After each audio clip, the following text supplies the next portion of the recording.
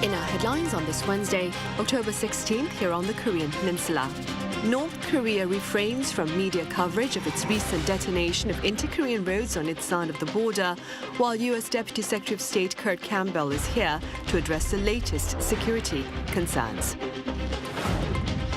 Meanwhile, findings by Statistics Korea show employment expanded in September by some 144,000 on year to a total over 28.8 million, with senior workers fueling the growth.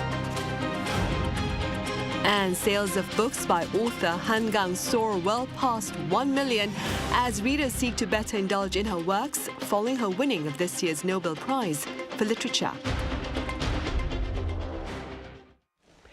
Breaking away from its pattern of bombastic broadcasting, North Korea's state media has yet to carry coverage of the regime's recent detonation of land links to South Korea, and a pundit here believes Pyongyang may be seeking time to assess its latest actions. Our defense correspondent Kim Bo-kyung reports. North Korea staying silent about its blowing up of inter-Korean roads on Tuesday. The North's main newspaper, the No동-sinmun, did not carry any reports about the destruction of the cross-border roads that were once seen as a symbol of inter-Korean cooperation. Usually, the state-run news agency for readers outside North Korea, the Korean Central News Agency, runs reports of the outcomes of the major events early the next day. But as of Tuesday morning, the KCNA did not have any news either. This is in contrast to a previous case when the state media reported the North's demolition of the Joint Liaison Office in Kaesong in June 2020. At that time, the KCNA promptly reported the news on the same day, while the No동-sinmun carried the report the following day.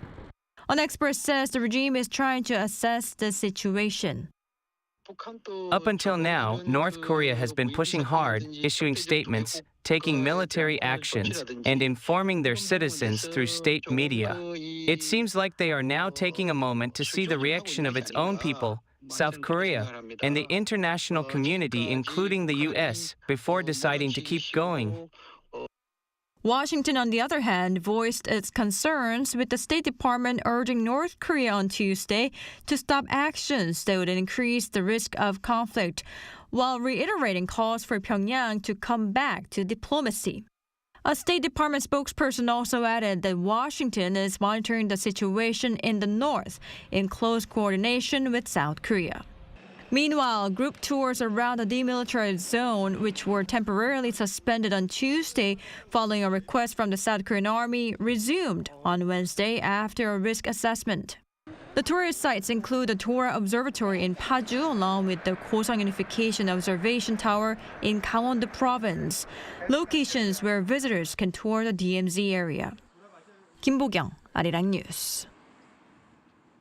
And here in Seoul on this Wednesday, senior diplomats from South Korea, the U.S. and Japan have announced a fresh intergovernmental initiative to monitor UN sanctions on North Korea. Our foreign affairs correspondent Bae Eun-ji has more. In March, Russia blocked the renewal of a panel of experts that oversees the enforcement of United Nations sanctions on North Korea's nuclear programs. It vetoed a one-year extension, bringing an end to the group's 15 years of operation, leading to criticism from South Korea and other countries. As part of the international community's efforts to find a replacement, 11 countries around the world have agreed to establish the Multilateral Sanctions Monitoring Team, or MSMT. This was announced by South Korea's first Vice Foreign Minister, Kim Hong-kyun, and his American and Japanese counterparts, Kurt Campbell and Masataka Okano, who met in Seoul on Wednesday. They explained the goal of the MSMT is to publicly report on the implementation of North Korea-related UN sanctions, issuing critical reports on a wide range of topics, including North Korea's illicit cyber activities and maritime sanctions evasion activities. Calling this a remarkable achievement, the U.S. Deputy Secretary of State said Russia and China's failure to support the renewal of the UN panel of experts will not stop other countries from monitoring North Korea's illegal activities. For now, countries including South Korea, the U.S., Japan, France, and the U.K. have decided to join the intergovernmental initiative, and the three officials call for more support from other UN member states. Bae Eun-ji, Arirang News. Meanwhile, further fueling the anxiety over regional security are reports of Moscow and Pyongyang taking steps to set in stone their military agreement amid speculation of a North Korean combat unit in Ukraine. Our Lee Seung-jae has details. Earlier this week, Russian President Vladimir Putin submitted the Comprehensive Strategic Partnership Treaty to the Russian parliament's lower house to be ratified. Assuming North Korean leader Kim Jong-un did the same during the regime's parliamentary meeting last week, it further solidifies military ties between the two. And that was seen in criticism from the Kremlin over allegation that Seoul flew a drone over Pyongyang. According to Russian Deputy Foreign Minister Andrei Rudenko, South Korea's recent actions could be branded as provocations that undermine stability and heighten tensions on the Korean peninsula. He emphasized that if an act of aggression occurs against North Korea, all necessary measures will be taken in accordance with Russian or North Korean law, citing the treaty signed by the two leaders in June. This has further fueled reports by Ukrainian media outlets that North Korea sent 3,000 soldiers to fight alongside Russia in that conflict. Reports say a battalion is being formed with the North Korean troops, which is being supplied with small arms and ammunition. It added that the battalion could be deployed to the Kursk Oblast in mainland Russia to fight off the Ukrainian offensive. Ukrainian media also reported that 6 North Korean soldiers were among the 20 or so killed in a missile attack in the Donetsk region earlier this month.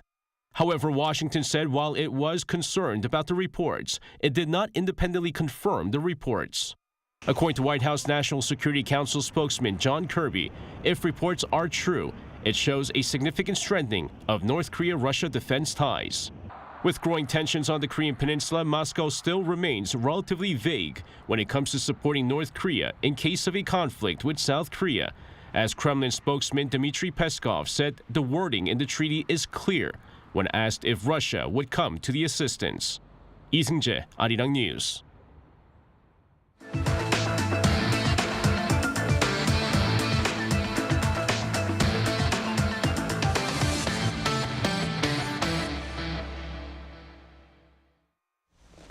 Employment here in Korea expanded by well over 100,000 jobs on year in September, with senior workers seeking to actively join the workforce while those in their 20s and 40s stayed on the sidelines. Our correspondent Lee Soo-jin covers these findings.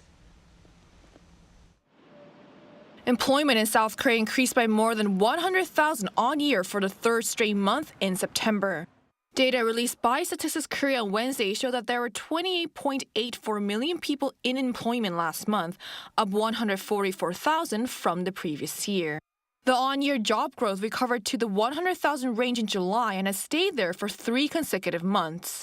But job growth was uneven across both industries and age groups. The increase last month was most prominent in the information and communication sector, with the figure going up by 105,000 on year. But the wholesale and retail sector fell by 104,000, the 7th straight month of decline and the sharpest decline since November 2021. The construction sector also fell by 100,000, the 5th straight fall and the largest drop since 2013 when relevant data for the sector was first compiled. The construction sector is sluggish because of raw material costs and the decline in new construction.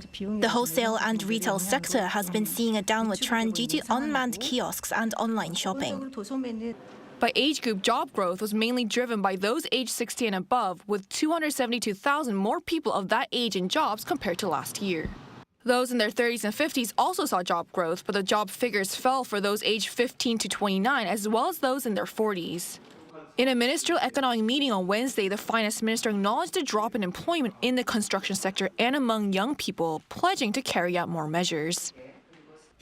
We have plans to improve the work environment for skilled construction workers to attract new workers to the industry, which has been experiencing a decline in employment. Employment training for young people will also be expanded.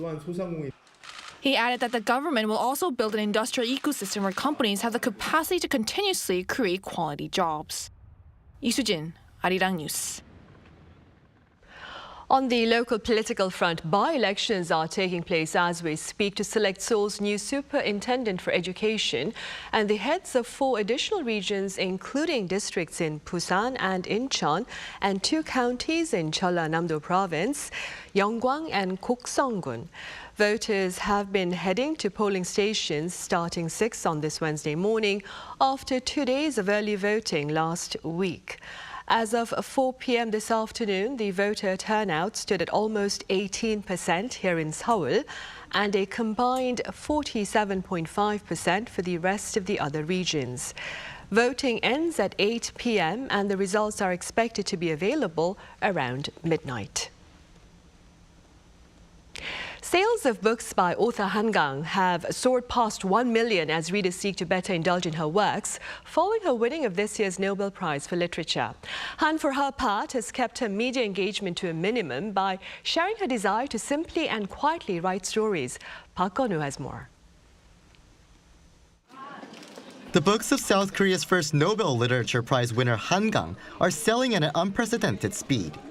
According to 3 major Korean bookstore chains as of 9 a.m. Wednesday, throughout the 6 days following the Nobel Prize win, over 1 million copies of Kang's books have been sold. It's reportedly unusual for several books by a single author that aren't new releases to have this many copies sold within a week. Sales of ebook versions reached around 70,000 during the same period. Along with their acclaimed literary work, The Vegetarian, Human Acts, and We Do Not Part have made up the top 3 most sold. It's an unprecedented record because it's a challenge in itself to surpass 1 million copies in the digital era, compared to when it was common in the 80s and 90s. This goes beyond people just wanting to read the novel and shows their strong desire to own the actual book. The author's new releases will probably see increases in sales as well. Despite her popularity, Han, during an interview with Swedish public service television company SVT, said that she doesn't want the spotlight and wants to stay quiet and peacefully thinking about the meaning of the prize. She also says she would like to concentrate on finishing her new novel and then writing her Nobel Prize acceptance speech. Han is set to receive her Nobel Prize in Literature at the ceremony held in Sweden on December 10th. Park Gun-woo, Arirang News.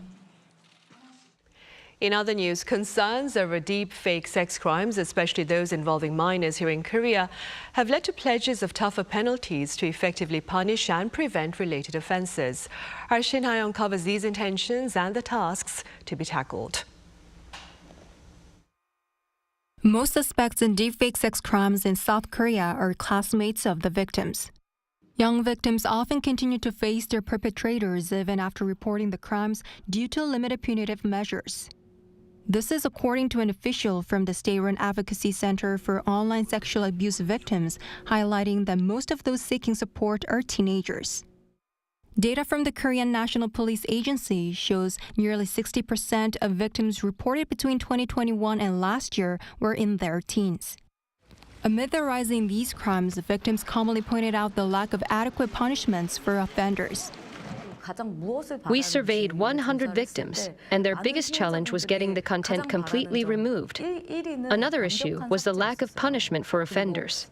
Victims feel that proper education and punishment are needed to help eliminate these crimes. In response, the cabinet last week gave the green light to a bundle of amendments passed by the National Assembly that will impose tougher punishment for deepfake pornography. Under the revised measures, those who own or watch such content will face up to 3 years in prison or a fine of 30 million Korean won or around $22,000, while creators and distributors will also face harsher penalties than they do now. Police will be allowed to start emergency identity non-disclosure investigations into sex offenses against minors without prior approval. To better support victims, a legal basis will be established to expand and operate the Advocacy Center nationwide. An expert said other measures are also needed to ensure the strengthened penalties are effective. To ensure punishment, we need to improve the efficiency of arrests and provide legal support that addresses the anonymity of deepfake sex crimes. This includes expanding the range of undercover investigations and supporting the officers involved. A coordinated government approach is needed, including preventive education. The official from the Advocacy Center welcomed the move but also called for expanding undercover investigations to include adult victims.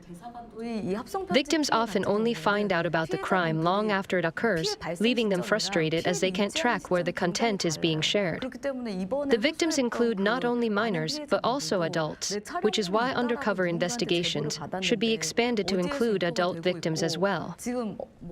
Meanwhile, South Korea unveiled a national cybersecurity basic plan last month, which outlines offensive cyber defense operations and strategies to tackle disinformation, including deepfakes. 신하영, Arirang News. In its latest World Cup qualifier, Team Korea beat Iraq by 3-2 on Tuesday night. Playing in front of a sold-out home ground at the Yongin-Mir Stadium, Oh Se-hun scored in the 41st minute to give Korea a lead. But Iraq drew even just 5 minutes into the second half. Then Korea reclaimed the lead following a goal by Oh Hyun-gyu in the 74th minute and a diving header by Lee Jae-sung in the 83rd minute. Iraq added a stoppage time goal, but the Taeguk Warriors held on to their lead to sit on top of Group B. Korea is currently hosting a festival that sheds light on the final resting places of the kings and queens of the Joseon dynasty that are also on UNESCO's list of World Heritage Sites. Our Lee has this report. In South Korea, the royal tombs of the Joseon dynasty are a rare example of tombs from an entire dynasty that have largely remained intact in their original state. These tombs belong to the kings and queens of the Joseon dynasty and the emperors of the Korean Empire dating back over 600 years. Designated as a UNESCO World Heritage Site, the Joseon royal tombs consist of 40 tombs scattered across 18 locations.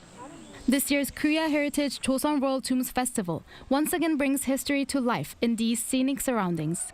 Step into a fascinating time travel experience where nature, history, and art converge at the Joseon Royal Tombs. If you're looking to explore the rich heritage in a truly unique way, this is the place to be. Connect with nature through diverse programs, including the creation of traditional cosmetics crafted from natural ingredients used during the Joseon era. For those seeking excitement, concerts challenge the boundaries of contemporary dance, featuring unique musical interpretations inspired by traditional Korean music. It's autumn and the weather is nice. So I was looking for a place to go and I got to see the performance, and it's really great. The background is beautiful, making it a lovely experience. The festival continues into the night, where the stories of the Joseon royal tombs come alive under a mystical sky.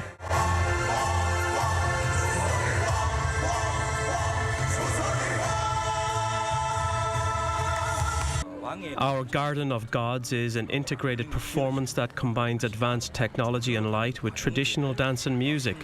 It guides the audience on a journey through Joseon's royal funeral rituals, from summoning spirits to building the tombs to the final resting place in the shrine. Watching such a fun performance makes me happy. I'm having a great time here, taking pictures and enjoying it. While the grandeur of the performance may be overwhelming for some young children, the festival includes a nighttime exhibition filled with media art. Thousands of holographic butterflies represent the hope that King Gojong envisioned for the Korean Empire, alongside beautiful lotus sculptures made from traditional Korean paper. It's obvious that a lot of work went into making this event so grand. I really enjoyed it, but my child got a bit scared, so we had to leave early. Everything was nicely arranged in this garden, making it a perfect place for families with kids.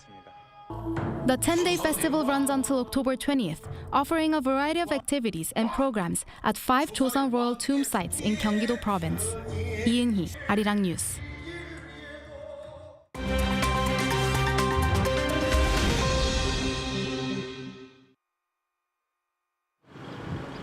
This is The World Now, bringing you the latest stories from around the globe. Pakistan is hosting this year's two-day Shanghai Cooperation Organization Summit, with leaders of the 10 member states gathered in the country's capital, Islamabad, on Tuesday. Top diplomats were seen arriving ahead of Wednesday's main conference, with the likes of Chinese Premier Li Qiang and the Indian Foreign Minister Subramanyam Jaishankar on a rare visit to the host country. Pakistan's capital has been under a strict security lockdown since Monday, with its government announcing a public holiday in Islamabad, temporarily shutting down schools and businesses, while large contingents of paramilitary and police forces were deployed across the city. While most heads of state declined the invitation to attend the Pakistan summit, the arrival of India's foreign minister marked the first visit by the rival country's top envoy in almost a decade.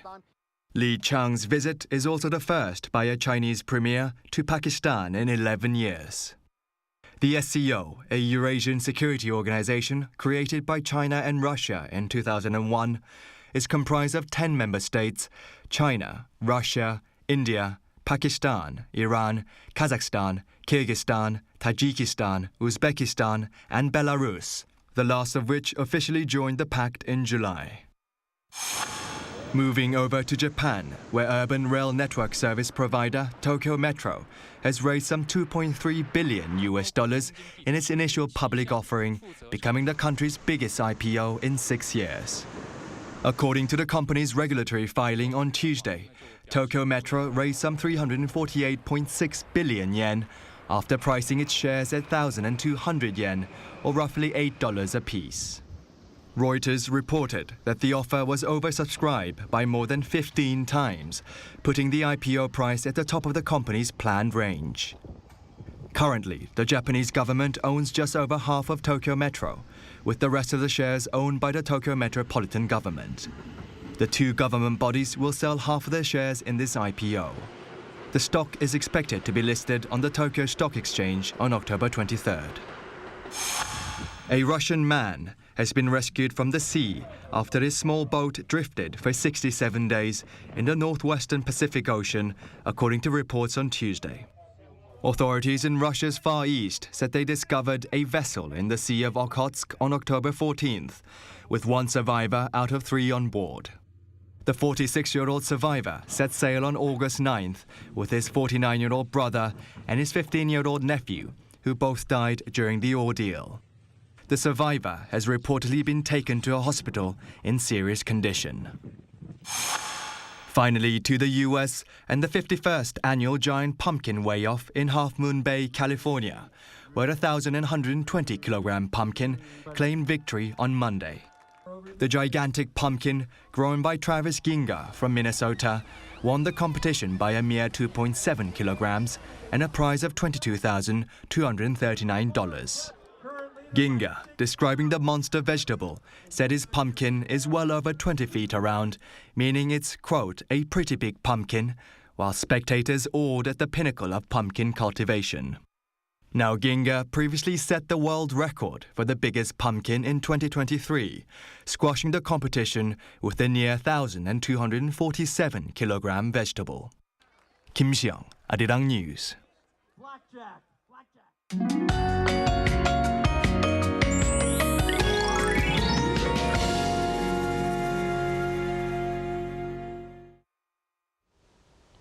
It was chilly in the morning, but the temperature rose to around 24 degrees Celsius in the middle of the day in Seoul. Tomorrow there will be clear skies and temperatures will rise sharply. In particular, Seoul will rise to 26 degrees. The daily temperature range is wide, so make sure to take a jacket on the way to work. By tomorrow, waves will be high on the East Coast. There are places where high waves cross the seashores or breakwaters, so please be careful when approaching the waterfront. Tomorrow, Seoul and Daejeon will start off at 14 degrees. Highs will move up to 25 in Daejeon, Gwangju, Busan, and Jeju. Starting with Jeju Island tomorrow night, it will rain across the country between Friday and Saturday. Daytime temperatures in Seoul will also fall below 20 degrees from the weekend, and morning temperatures are expected to drop to the single digits. That's all for Korea. Here are the weather conditions around the world.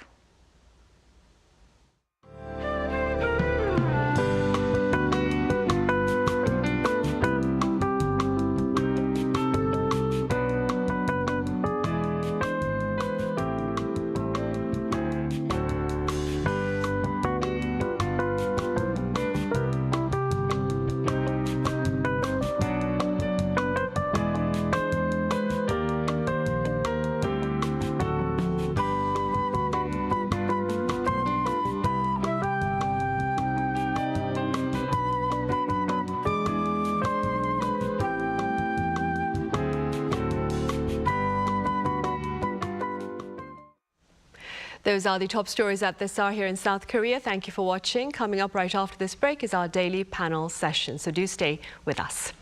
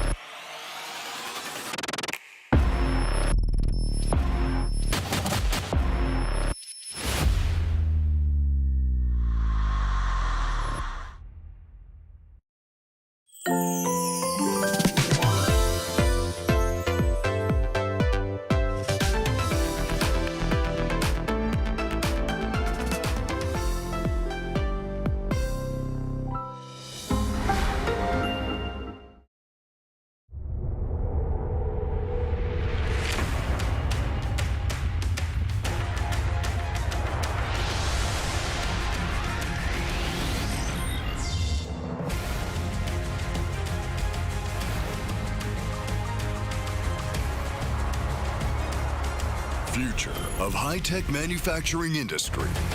This is GFE's Hadong District. We want to connect you to a future of possibilities with our own resources and specificity by connecting spaces to save time and cost. Connecting excellent infrastructure with technology to drive innovation. Opening possibilities by connecting technology with businesses. We will expand our horizons by connecting with the world. There is land that leads to a sustainable future. Taesong Industrial Complex, a cutting-edge material parts complex, is the best strategic industrial complex in the southern coast region of Korea. Karsaman Shipbuilding Industrial Complex, a shipbuilding and marine industrial plant cluster. It is a global logistics and industrial hub with convenient transportation and high-level accessibility, making it optimal for business investment.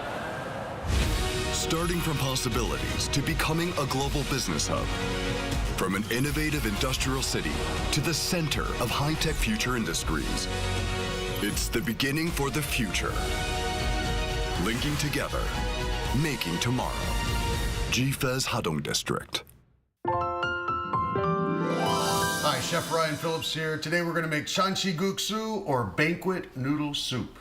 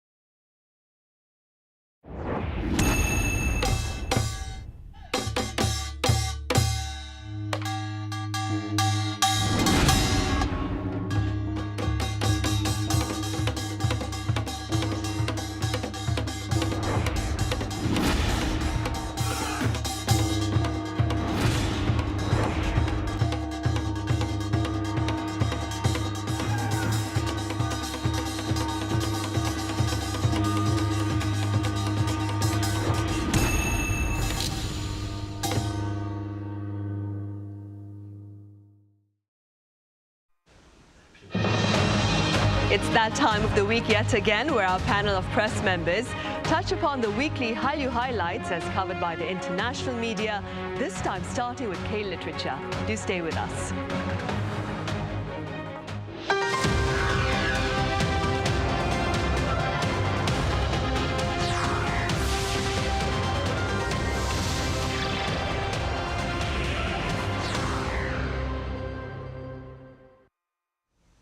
Hello and welcome to Press Perspective. It's Wednesday, October 16th here in South Korea, and time for a weekly coverage of the Hallyu highlights that have been making international headlines. For this, I have Carolina Steiner, the editor-in-chief of Hit magazine over in São Paulo, who is credited with founding Brazil's first K-culture magazine. Carolina, it's an absolute pleasure to have you with us. Oh, thank you for having me. It's my pleasure. Right. I also have Chi here in the studio with me. Chi, welcome back. Great to be here again. Right. As always, we'll start in the studio then, Chi. Let's begin with the foreign media coverage first of author Han Kang's winning of this year's Nobel Prize for Literature. Sure. So South Korean author Han Kang, of course, has become the nation's first recipient of the Nobel Prize for Literature and the first Asian woman to receive the honor. We've received the Nobel Prize, Peace Prize before, but this is the first in literature. And so this is a momentous achievement that highlights the growing influence of Korean culture globally. And celebrated by her novel, The Vegetarian, and other works, Han's works confront themes of historical trauma, the human psyche, and societal violence as well. And according to AP, her win has ignited discussions about the international recognition of K-literature, following in the footsteps of K-pop and Korean cinema. Now, South Koreans view this as a moment of cultural pride and inspiration, hoping it will encourage more global interest in Korean literature. And France 24 reports that her win has sparked joy at home, and many see it as another milestone for South Korean culture, following K-pop and cinema's global rise. And the win is expected to boost interest in K-literature globally moving forward. And here in the country as well, we're seeing her books being sold out, so pre-orders are placed.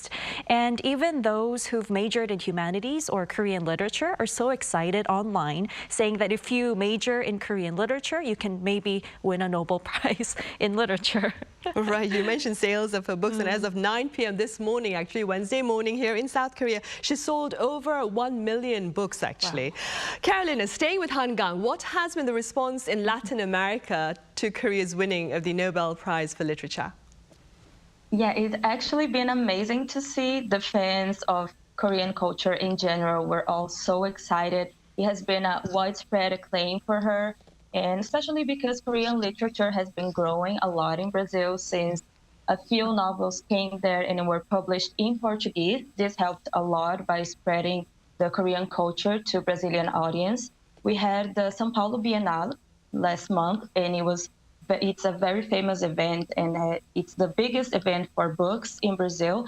And in the most sales, Korean books were there. So this is really good to see that the fans are actually going through the Korean culture, not only for music and dance, but also the literature. But also something that's very important for them is that she's actually the first Korean woman to do that. And this is very important for the fans. They feel very proud, and it's really interesting to see that it took some time, right? Since 1901, the award has been going on, and only 18 women received such award, and she's the first one from Korea to do it. So the fans are really, really excited, and they want to see more. So yeah, I think it will really help spread even more the Korean literature all over Brazil and Latin America in general. Right. And Chi, beyond Han Kang, I understand other Korean writers and Korean books in general have been receiving quite a bit of international attention, right? That's right. So Korean literature has been steadily growing in global interest, with various authors and genres gaining international appeal. And the recent rise of healing novels proves this, and reflecting the emotional struggles of modern society, such as burnouts and stress, themes that resonate universally. As The Economist notes, healing literature, which grew in popularity post-pandemic in Korea, has attracted international publishers, particularly for its calming and reflective nature. So, for example, recently, the novel Marigold Mind Laundry, it sounds very therapeutic. The title itself, it was written by Yoon Jung-eun. It was recently published in both the US and UK in English, with others set to follow, bringing attention to the latest Korean literary trend. And the success of Kang represents the peak of this literary wave, but her win is only part of a broader trend that also includes authors receiving other prestigious global awards. For example, Korean authors are being translated and promoted by major international publishers, such as Penguin Random House, which plans to release several Korean healing novels to meet growing demand. And these works often feature protagonists who seek escape from societal pressures, providing readers with a form of literary therapy, as noted by both The Economist and AP. And also, other Korean authors have been recognized on the world stage, such as the recent William Saroyan International Prize for Writing being awarded to a South Korean novelist Lee Mi-ri for her debut novel, 8 Lives of a Century-Old Trickster. Now, these achievements signify a shift in the global literary landscape, where Korean fiction, which explores themes of identity, history, and even mental well-being, now appeals to a wider international audience. Right, I see. Meanwhile, Carolina, moving now from words in books to lyrics and songs, let's turn to the presence of K-pop in Latin America. I understand the popularity of K-pop is growing there. Could you give us some more perspective on that? Yes, of course. I've been working with K-pop for 11 years, but I've been listening to K-pop for 14 years. So I could actually follow this growth. But one thing that I always want to make clear is that K-pop has been a big thing in Brazil for some time now. What I always say, I always like to use BTS as one example, because in 2014, they did a concert for 1,000 people. In 2015 and 17, it was for 8,000 people. And then in 2019, it was for 40,000 people each day for 2 days in our stadium called Allianz Parque. So it's really good to see that growth as one example. But also research tells us from the Spotify and Twitter that Brazil is the 5th country that most listens to K-pop. In 2021, that was our data, but it is growing so much from there. And now we have even more stadium shows. We have official merchandising coming in to Brazil finally. So I always like to tell that we have had such a popular we have such a growth in Brazil for some time now, but finally the entertainment companies are actually looking into South America with care and looking at it as a possible market. So actually, I think that this growth, it's actually reflected from this. It's growing for the international community. They are actually seeing that the people in South Korea, the entertainment companies are looking into our countries with a special eye for it. But it's also one thing that is difficult when we try to speak to them, because a lot of the times when we talk about LATAM and Latin America, people think we always speak Spanish. But in Brazil, we speak Portuguese. So when we talk to Korean companies, we also have to have the basis of what is Latin America, since we have so many different countries and different cultures. Even in Brazil, we have so many different cultures. It's such a mixed race country. So it's also very good for us to let everyone know and the companies know that there is a lot to work with, and our fandom for K-pop is so big and we love so many groups. We are not only like, oh, I like just one group. In Brazil, they will like every group if they can.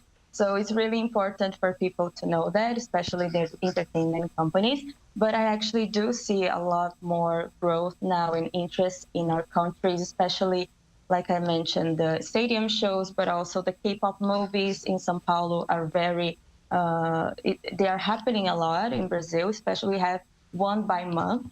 But for some time now, we had events made by fans or movies in cinemas made by fans. So it has always been big, but now we're finally getting noticed by the Korean companies as well. Right, you really are, Carolina, because JYP has shared plans to create a girl group of Latin American talent using the K-pop strategy, tailored, of course, for the audience there. What are your thoughts, Carolina, on such initiatives? Actually, I believe that any strategy focused on Latin America can go viral. But if you're doing in a right way, like I mentioned, Latin America is so big and we have such different cultures that if you're doing something kind of stereotypical, might not work so well. So you need to look really into what the culture you're looking into and how the fandom can actually react to it. I think it's a really good idea to actually talk to us in that way, but it needs to be made carefully. Also, one thing that I always wanted to add, like in Brazil, for example, we don't have any female pop groups like the K-pop groups, but we have a lot of solo artists for pop music, such as Anita, Luisa Sonza, Pablo Vittar, Isa, and many more.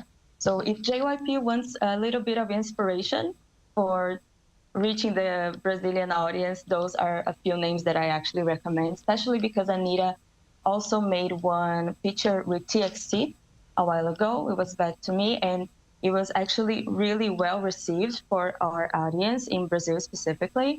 So yeah, I think it's going to be great, but I recommend a lot of research about our audience as well. Right, for sure. More research before putting on a group on stage then. Carolina, meanwhile, very simply speaking, what do you believe is the power of K-pop? Oh, that's a difficult question because I believe that it cannot be defined by just one thing. K-pop is such a combination of artistic elements all together. And in Brazil specifically, that's what I most talk about because that's my country. We like to have a feeling of belonging. So in K-pop, we often grow communities and fan bases. We get together to talk about K-pop. We talk about Korean culture, and we go to Korean restaurants to eat Korean food. So we build a life surrounded by the Korean culture. And this is very important for us, but mainly as well, the combination of dance and fashion and visual cinematography, all of this makes it very appealing and involving for us. Especially one example I like to give is when fans get together on social media to discuss the storyline for some group. So it's a way for them to actually share their love for the idols, or also creating fan events by themselves, doing dance covers, which is something I used to do when I was younger. So each aspect of our lives is really defined or inspired by Korean culture. So it really becomes a whole lifestyle. In Brazil, I say a lot that K-pop is not a music genre, it's actually a lifestyle because it really sets every single aspect of our lives. And that's why I don't think it can be just one thing that can define why K-pop is so famous worldwide. I think it's mainly because it gives you that sense of belonging to something.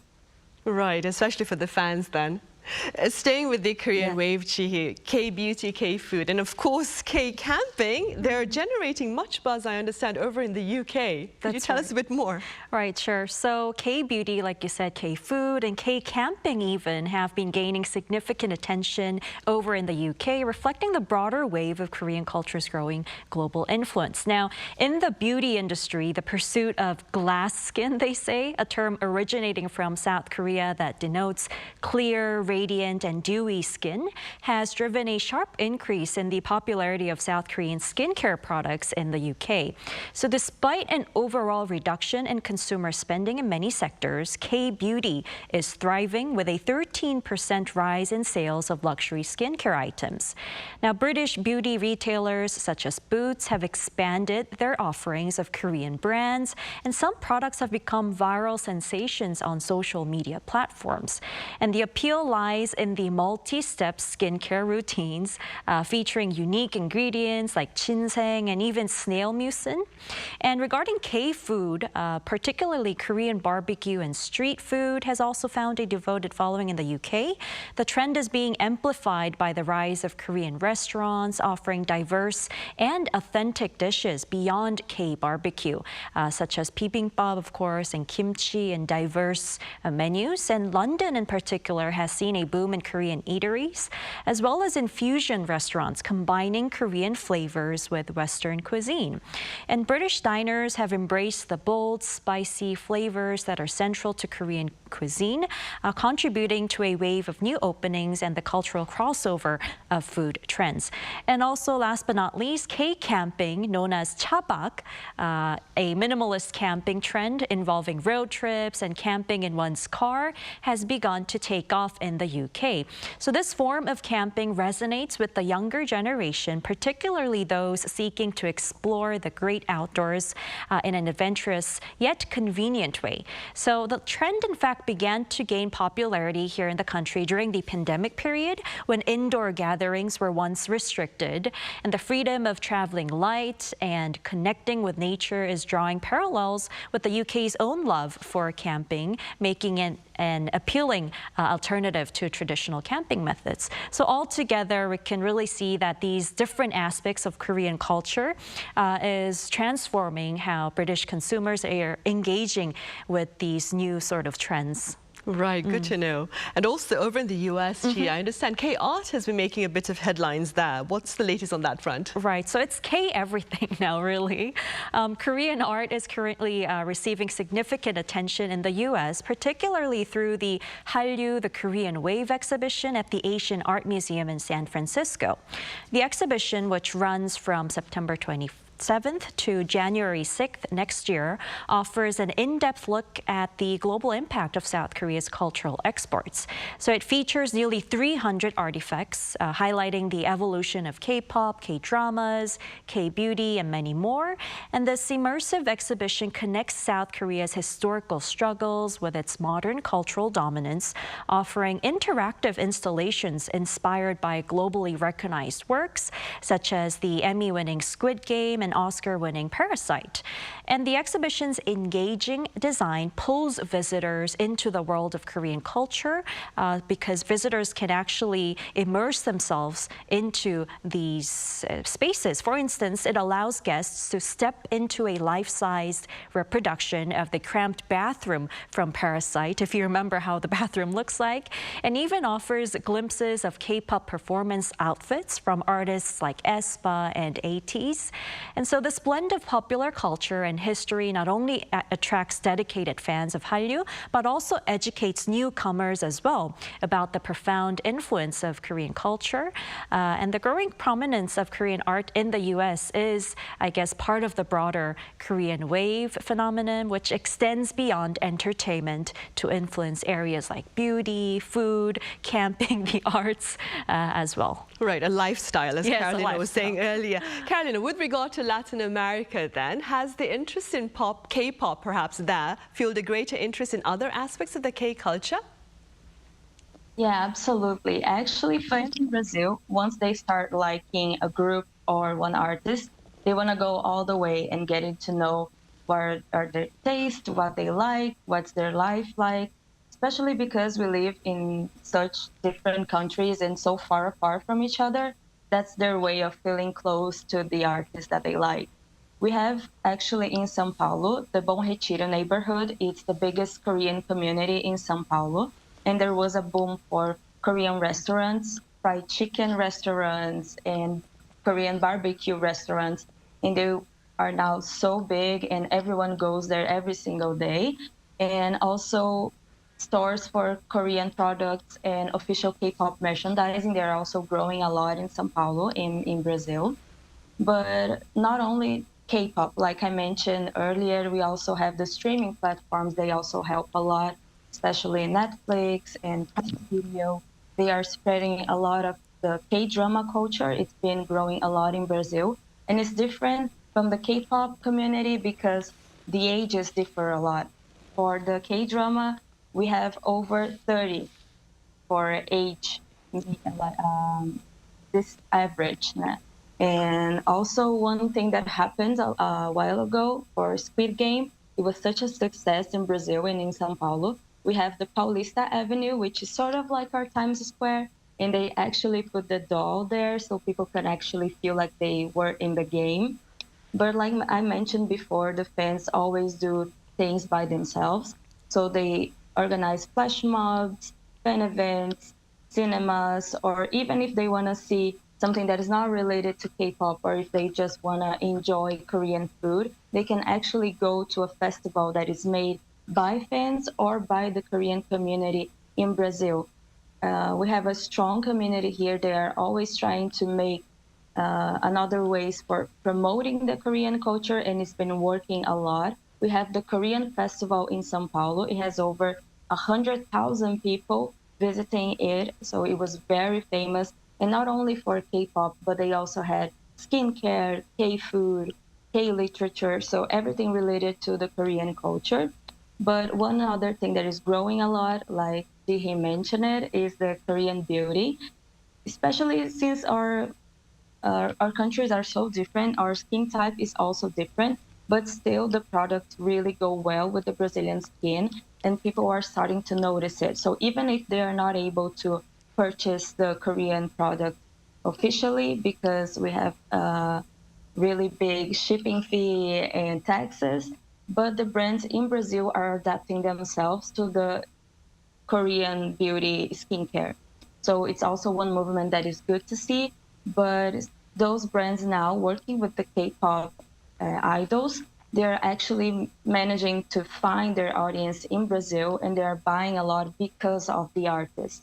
So it's one really good way to reach them, not only for Korean skincare, but also any types of product, because the fans are really into them. And if one artist says, oh, I use this, they will want to buy it. Especially one example that I like to give that is kind of funny is when Jungkook from BTS actually said that he uses Downy.